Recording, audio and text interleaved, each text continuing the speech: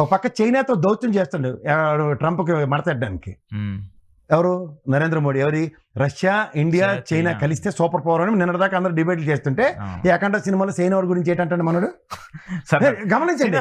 Cinema వేరు, దానికి దీనికి కంపేర్ చేయకండి సార్. ఇప్పుడు మీరు ఒక రాష్ట్రానికి ఒక దేశానికి సంబంధించిన వ్యవస్థని మళ్ళీ సినిమాలతో మీరు ఎట్లా చెప్తారు? అరే మీరు జాగ్రత్తకి ఇన్హెరెంట్ గా ఉన్న లాజిక్ వెంటలే మీరు చెప్పండి. End of the day Telugu Desam మెల్ల అలా పిల్లి గంట కడతాం 300 చెప్పి 4 చెప్తే మీకు ఎందుకు గాబరాస్తున్నారు?